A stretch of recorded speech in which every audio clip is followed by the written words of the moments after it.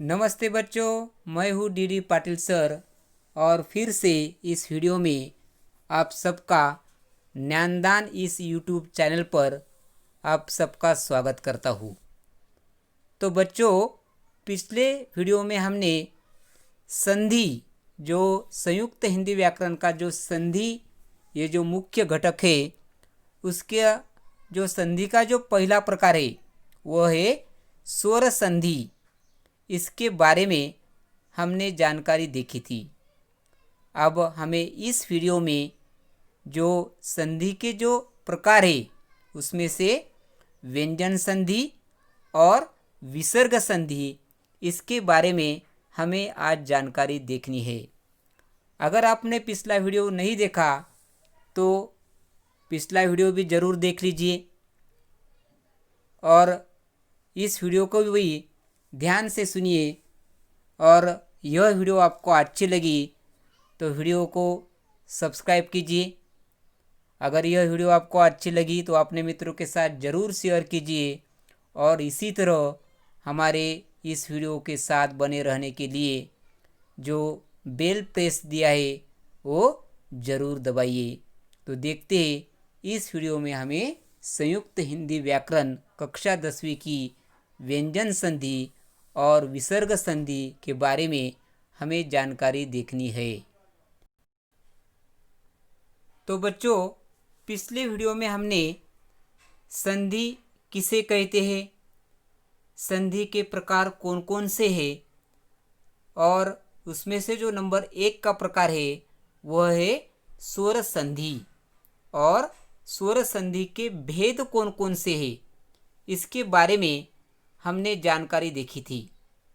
अब हमें इस वीडियो में व्यंजन संधि और विसर्ग संधि क्या है इस बारे में क्या करना है, जानकारी देखनी है।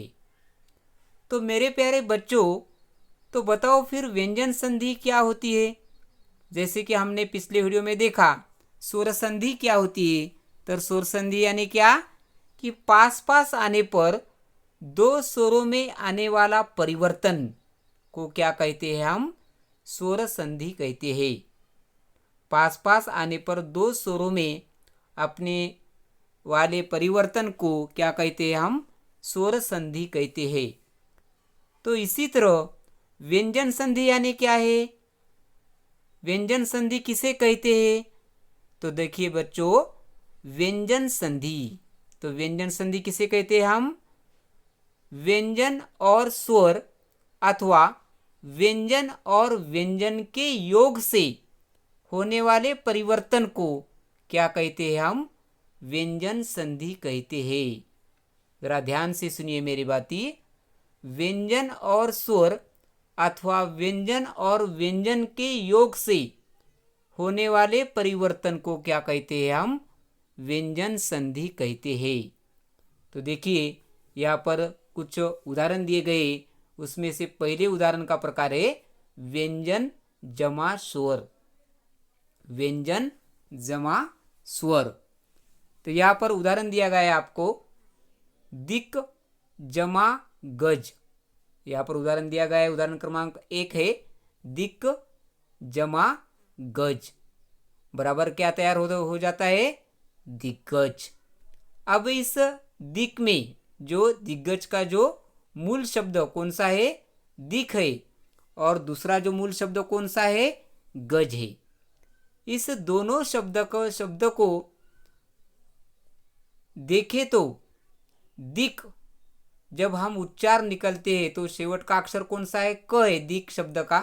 तो दिक क क्या है, व्यंजन है। और दूसरा मूल शब्द कौन सा है, गज। दूसरा मूल शब्द कौन सा है, गज। तो इस शब्द का जो प्रथम वर्ण है वो कौन सा है, ग है। ग जब हम उच्चार निकलते हैं तो क्या आता है, ग। तो क्या आता है, अ आता है। तो गज शब्द बन जाता है। तो दिक जमा गज तैयार होने वाला कौन सा शब्द है, दिग्गज। अब दूसरा यहाँ पर उदाहरण दिया गया है चित जमा आनंद। चित जमा आनंद, तो क्या तैयार हो जाता है? चिदानंद यह शब्द तैयार हो जाता है। चित जमा आनंद, तो तैयार क्या हो जाता है? चिदानंद। तो जो चिदानंद जो शब्द जो है तो इसका मूल धातु है, मूल शब्द कौन सा है? चित है। तो त क्या है? व्यंजन है, बरोबर। और आनंद, आनंद क्या है? आनंद यह क्या है? आ, यह स्वर है। तो जमा क्या हो गया अपना?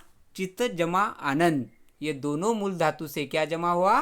चिदानंद। तीसरा है उदाहरण यहाँ पर अच जमा आदि, तैयार क्या हो जाता है? आजादी। तैयार होने वाला शब्द कौन सा है? आजादी। तो आजादी का जो मूल धातु है वो कौन सा है? पहला अच, च यानी क्या है? व्यंजन है, बरोबर। और दूसरा मूल धातु कौन सा है आजादी का? आदि, बरोबर। तो आदि आ यानी क्या है? स्वर है। तो तैयार हो कौन सा हो जाता है? आजादी, यह शब्द तैयार हो जाता है। अब यहाँ पर दूसरा प्रकार है किस संधि का? व्यंजन संधि का। वह है व्यंजन जमा व्यंजन, व्यंजन जमा व्यंजन। अब यहाँ पर भी कुछ उदाहरण दिए गए हैं। सत जमा जन, क्या है?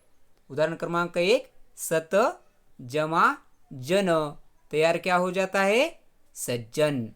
अब इस सज्जन शब्दार्थ में इस सज्जन शब्द का मूल धातु है सत, त क्या है? व्यंजन है। जन, दूसरा मूल धातु कौन सा है? जन, जन क्या है? व्यंजन है। तो तैयार क्या हो जाता है? सज्जन। दूसरा उदाहरण दिया गया है यहाँ पर सम जमा चार, सम जमा चार, तैयार क्या हो जाता है शब्द अपना? संचार। तैयार क्या हो जाता है? संचार। संचार इस शब्दार्थ में जो पहला मूल धातु है वो कौन सा है? सम है। दूसरा कौन सा है? चार, चार में क्या है? यह भी व्यंजन है। तैयार होने वाला कौन सा शब्द है? संचार।